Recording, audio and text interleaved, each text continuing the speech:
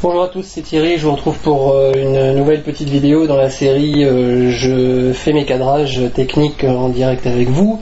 Je vais essayer d'accélérer un petit peu la cadence. Là, je pense qu'avec 4 premiers titres, vous avez à peu près vu comment je faisais les tracés. Alors on m'a demandé Total et Orange également, donc voilà, je rajoute une vidéo aussi pour répondre à vraiment un maximum de personnes qui m'avaient répondu en premier ce week-end. Donc petit reminder, comment est-ce qu'on dit, merde, je vais parler comme Jean-Claude Van Damme avec la moitié des mots en anglais. Petit récapitulatif, petit rappel, voilà. Le contenu de cette vidéo n'est pas du tout une recommandation d'achat ou de vente, il ne s'agit que d'une analyse, que d'un cadrage, et donc vous êtes complètement responsable de vos entrées et sorties sur le marché. Alors, oui, tiens, j'avais avant toute chose, j'avais fait un petit cadrage de l'indice CAC Mid and Small, donc pour les Small and Mid CAC. Donc rapidement, vous voyez que la bougie mensuelle en cours, là, elle n'est pas terminée, et que pour l'instant, on a une grosse mèche haute qui est allée chercher le MA15. Donc je vais grossir un petit peu, vous voyez, quand j'ai une forte accélération comme ça, une baissière et un rebond en général c'est de la dynamique, hein, c'est un saut à l'élastique la bourse. Donc lorsque vous avez une accélération de la volatilité dans un sens, vous provoquez une réaction contraire assez forte en général. C'est pour ça qu'on était par là sur le CAC lui-même et sur les indices US, j'avais envisagé de suivre une figure potentielle en diamant. J'imaginais pas qu'on allait remonter aussi haut aussi vite.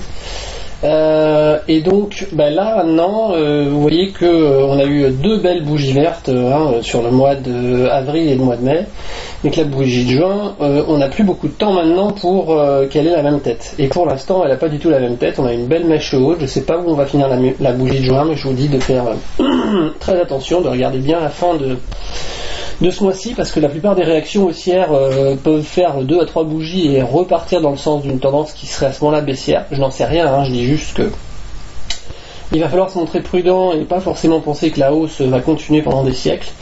D'autant qu'on est allé chercher le MA15 ici, qui est une de mes moyennes favorites lors d'un retracement. Premier objectif, si on n'arrive pas à la dépasser, c'est que c'est plutôt... je ne vais pas encore utiliser des mots favorables, etc. Mais il faut être vigilant quant à la reprise de la tendance principale, qui serait à ce moment-là la tendance baissière ici. Donc attention à cette flèche haute.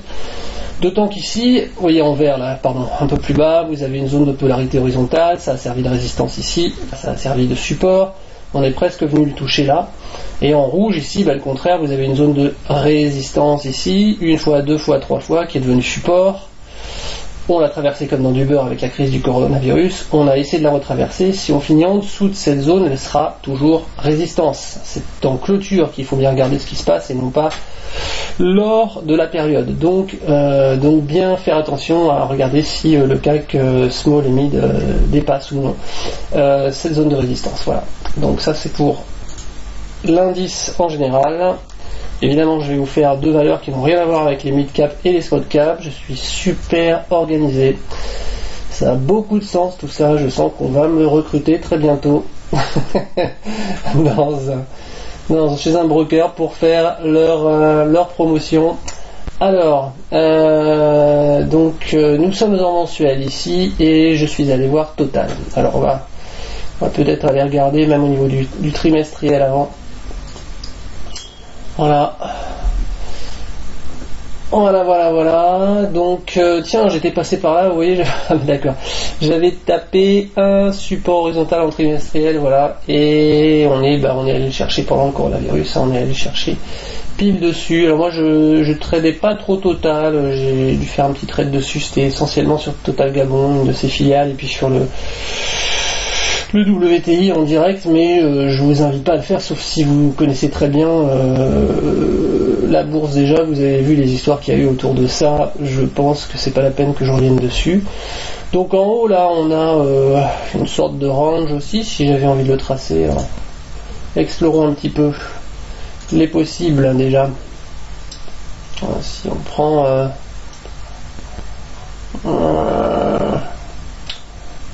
par ici, ça me paraît pas mal. On a des mèches hautes.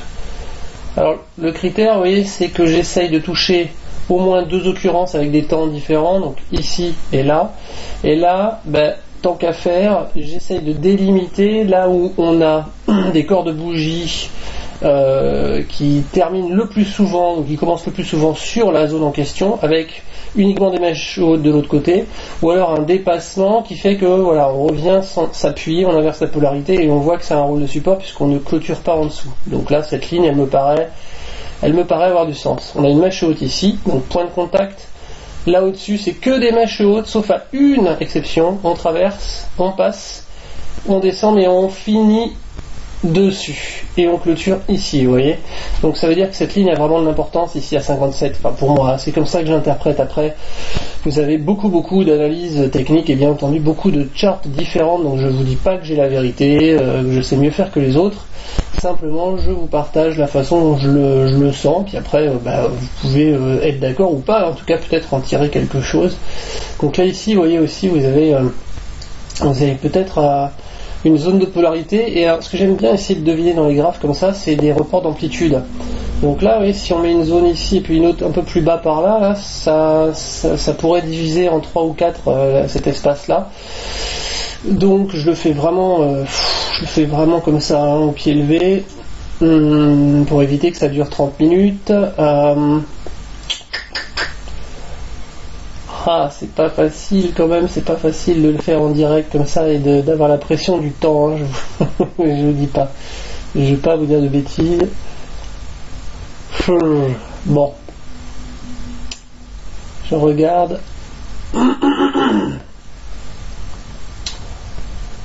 Bon, là on est allé sur la Mogalef, c'est plus une zone de support large ici, hein, qu'une ligne, hein, c'est ça qui est embêtant, hein. C'est une zone de support ici, hein, parce que c'est vraiment plus de ça qu'il s'agit, vous voyez, entre là et là.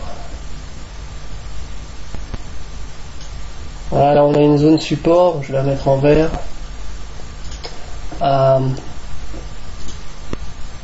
Tac. Tac, tac. Voilà, donc le support trimestriel il est ici, puis en mensuel, vous voyez qu'on a résistance, et puis là, support. Donc sauf crise du Covid, encore une fois, à chaque fois, les 4 autres occurrences, ici on avait une zone de support solide entre 28 et 30 euros. Et là-haut, vous avez probablement, vous voyez là où je mets la ligne, là vers 43 à peu près. Vous avez une zone de résistance. Bon, là on la traverse, c'est moins net, ça m'ennuie un petit peu. C'est plus flou. Donc pour l'instant, je vais le laisser comme ça en trimestriel. Il y a certainement mieux à faire. On va regarder la MACD aussi. Hop. Axe de propagation sur la MACD, ça coûte rien de le mettre, vous voyez, à peu près par là. Avec déjà une première divergence ici entre les prix et l'axe. Donc là, si jamais un jour sur Total on revient en trimestriel, hein, dans une dizaine d'années, je sais pas, sur le haut de cet axe, il faudra vraiment faire attention, regarder où sont les prix. Si on a un deuxième point de contact qui représente une double divergence baissière, il faudra être vigilant. Alors, en mensuel,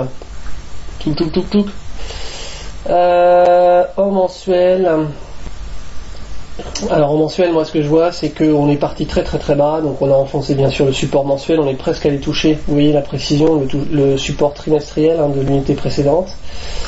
Attendez, il faut que je vérifie quelque chose. Si, mais pas 1 heure à le faire, j'espère que il va pas mettre 1 heure. Bon. Pendant qu'il veut bien chercher.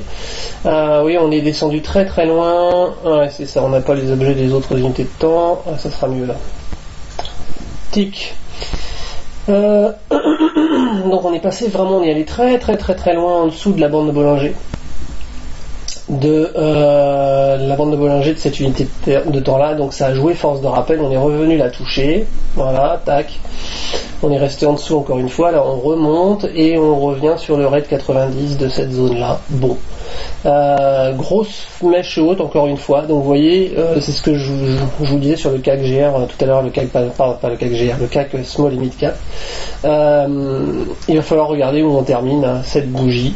Parce que les Bollinger là, pour l'instant, elles sont baissières toutes les deux. On a une moyenne mobile 20 période baissière, une EMA 15 baissière.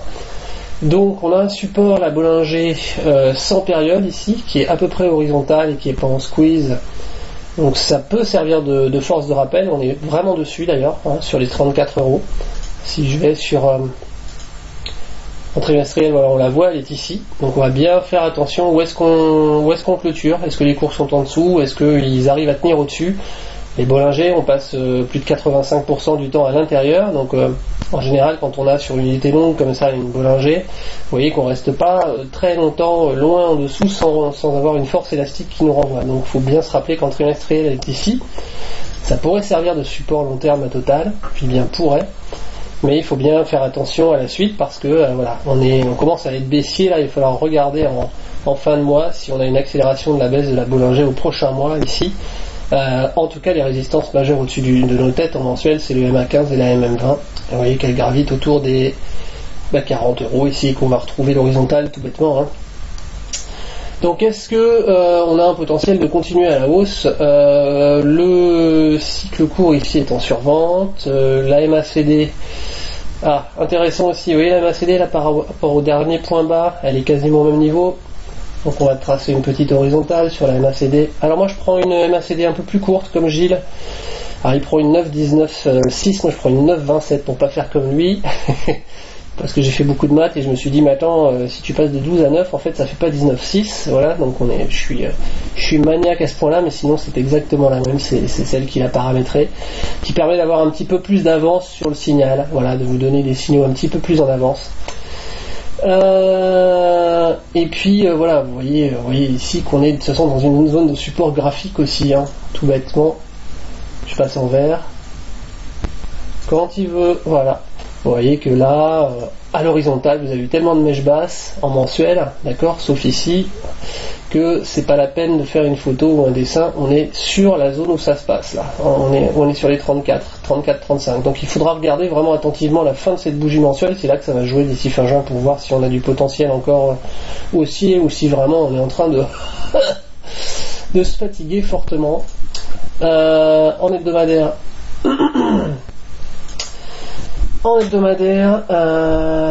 Tac. Vous voyez, action, réaction. Alors on n'a pas un avalement baissier, mais il y a une grosse lutte ici sur le support évidemment. Alors ça s'est fait tout seul, mais vous voyez qu'on a encore un axe de symétrie ici. Hein, finalement, on est à 20 et quelques. Là, on est à 27 et quelques. Donc il y a à peu près 7 d'écart. Et si je rajoute 7, on se retrouve à 34 et quelques. Vous voyez, donc on a des reports d'amplitude à peu près tous les 7€ ici. Si je remonte à 41, je vais sûrement trouver voilà, une zone de support par là, vous voyez. Donc après, il faut affiner, il faut peaufiner.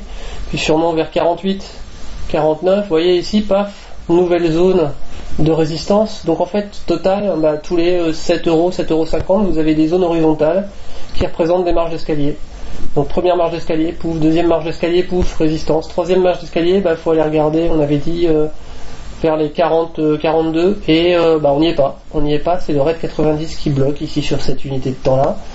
Donc et on est revenu s'appuyer du coup puisqu'on n'a pas réussi à aller au suivant, on revient s'appuyer sur le niveau d'en dessous. Donc il faudrait vraiment pas qu'on casse là-dessus, si on casse on risque de revenir chercher peut-être en appui les 27,60. Hein, d'autant que le cycle court là est assez avancé maintenant en zone de surachat. Dernier en journalier, on est monté, on descend, bon là c'est la bougie du jour, hein, donc effectivement elle est pas très jolie, elle menace directement le support. Maintenant c'est un support mensuel, donc pas confondre toutes les unités de temps, on a encore plusieurs séances avant la fin du support mensuel, même si on l'enfonce, on peut très bien rebondir et finir au-dessus, donc pas tout mélanger. On va prendre un petit peu de champ comme ça. Bon là je dirais que le support évident à très court terme, il est sur la Bollinger avec la moyenne mobile 50 périodes, le RAID 90 de cette unité de terrain, et en deuxième ligne de défense vous avez le pivot mensuel. Donc 32,60 à 33,50. Normalement il y a un tapis, même si on casse le plus bas qui est ici, il y a un tapis qui devrait rien, hein, qui devrait être présent simplement et qu'il va falloir surveiller pour voir s'il joue son rôle ou non en tant que support. Si on le traverse comme du beurre, ça sera un signe de faiblesse supplémentaire. Si on rebondit, c'est qu'il y a peut-être espoir qu'à la fin du mois on soutienne cette zone-là. Voilà pour Total. Hop. Hop, on va aller voir orange. Orange. Voilà. Orange. Ils ont payé cher le nom de la marque. Alors. Tac. Bon, alors en trimestriel, oui voilà, je dis, ça faisait plus de 10 ans que je la suivais plus. Moi je me rappelle de cette période. Voilà. Ça remonte à un certain temps. Et depuis, bon, en trimestriel, il n'y a pas grand chose sur Orange. On est dans un range. Voilà, il y a des mots qui sont parfois prédestinés. C'est comme Carlos Ghosn. Et là, Orange. Alors Orange, c'est peut-être un range sur les 20 prochaines années, quoi. C'est peut-être ça, Orange. Vous voyez, quoi. Je sais pas, il y a beaucoup de messages subliminaux des fois dans les choix des dirigeants. Alors. Nous avons, évidemment, on a un support ici à 7, ça c'est très très long terme. Je vais passer une seconde à le tracer quand même, mais bon. Tac. Oh, mais dites-moi. Alors, je vous l'ai déjà dit, je fais des couleurs différentes pour chaque unité de temps pour ensuite, quand je les mélange, c'est sur un seul graphique, et je me paume pas sur une unité de temps. C'est facile à faire. Voilà, ça peut peut-être vous inspirer, j'en sais rien. Donc voilà, moi je prends le violet pour le trimestriel, le vert pour le mensuel, le rouge pour l'hebdo, etc. Ça marche pas mal. Bon, ici on avait un support. En tout cas sur cette partie-là, je vais le mettre quand même. Je suis un peu, je sais pas que ça dure 3 heures, donc j'aurais pu le mettre en hebdo sans doute, mais je vais le mettre en mensuel. Déjà très bien en mensuel. Et puis voilà, on a un support horizontal ici qui est devenu résistance. Et puis vous voyez que ce support, il est travaillé parce qu'en haut, on n'a pas quelque chose de très horizontal. En haut, on a plus quelque chose de déclinant. Vous voyez, on est parti chercher là. Je vais pas tricher, mais voilà, ça nous faisait quelque chose plutôt de comme ça. Oh, voilà. Donc plus il est pas énorme, on pourrait, mais vous voyez là on a un plus haut, on a un plus haut plus bas, un autre plus haut encore plus bas. Bon là à peine une mèche haute pour tromper l'ennemi, et puis on repart avec un énorme Rebozo baissier de plus en plus fort. Donc ça c'est quand même pas un signe de range, c'est un signe d'érosion et puis de travail progressif de cette zone. Et puis là on avance, on travaille, on fait un tout petit test là pour voir si est-ce qu'on peut dépasser le plus haut là, s'il vous plaît, pour une fois, au lieu de faire que des plus hauts de plus en plus bas. Et puis la réponse c'est non, retest du support. Et bon, donc là on vend quoi. Ça devient trop risqué, le support a été testé 1000 fois, donc grosse vente dès la fin 2019 sur Orange. Mèche haute ici. Alors là vous voyez, les Bollinger sont en train de s'écarter, donc on n'est pas encore dans une tendance baissière, c'est-à-dire qu'on peut toujours considérer qu'on a eu 5-6 bougies d'augmentation de la volatilité, et que on n'est pas à l'abri d'un rebond.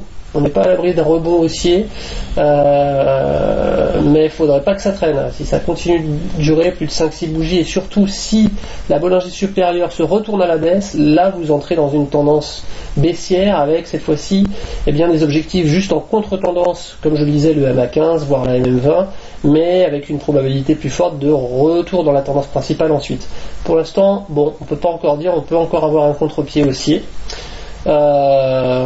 Zone de support ici, on a fait un plus bas là, vous voyez, les 10, évidemment psychologique aussi, nombre rond, les 10 sont ici, voilà, ici.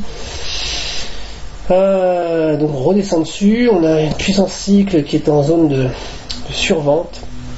Alors qu'est-ce qu'on peut dire en hebdo? Je vais me mettre à droite pour avoir les deux unités à la fois. Bring.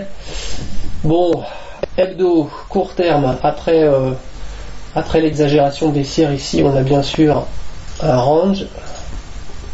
Voilà, là.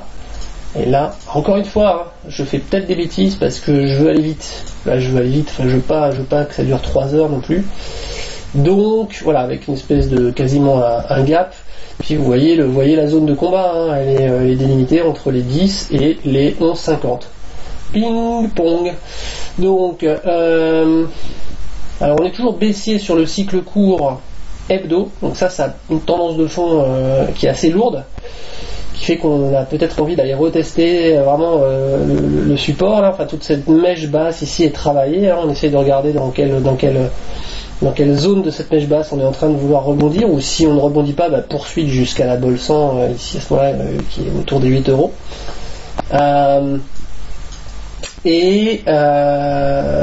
Par contre, tac, alors là c'est intéressant. Le TMACD, vous voyez, elle a fait un nouveau plus haut quand on était quasiment sur les plus bas. Elle s'est retournée à la baisse. On était dans une phase baissière forte des Bollinger. Et en général, quelques bougies après que le TMACD se retourne à la baisse comme ça, eh bien on a un retournement de la Bollinger vers le haut. Sauf que là, ça s'est retourné une bougie et on repart à la baisse. Et ça, c'est assez embêtant parce que ça peut être le signe d'une tendance baissière forte. Et vous voyez que en hebdo, on a vraiment des Bollinger qui sont baissières. Bon là, on a tendance à essayer d'horizontaliser un petit peu sur le S3 mensuel pivot en plus, qui correspond à la Bollinger. Bon. Mais voilà, on a une MM20 qui est baissière, on l'a pas du tout dépassée, elle a vraiment joué le rôle de résistance. Le cycle court est haussier, mais il est déjà en zone de surachat. La MACD n'a pas beaucoup monté. Donc moi quand je vois ça, voilà, pour conclure la vidéo, je donne pas de conseils non plus, hein, mais c'est pas très fort. C'est pas très fort pour l'instant. Là, ça fait plusieurs bougies qu'on continue à la baisse. Après, là, on est presque à la fin vraiment de la période, on va dire normale, d'une petite accélération de la volatilité pour mieux rebondir. Là, vous voyez la fin du... Enfin, on n'a pas vu la fin du mois encore, il faudra vraiment regarder. Mais si on clôture en dessous de 10, c'est pas très bon signe. Et ici en hebdo, ok, on est en range, mais vous voyez, la première fois on revient sur le range doucement. Là, on monte 2-3 bougies et paf, allez, on redescend quasiment dessus. Il faut voir si on arrive à rebondir un petit peu, à retester la MM20. À mon avis, c'est même plus le range là, hein, c'est la MM20 hebdo qu'il faut regarder. C'est vraiment la MM20 hebdo.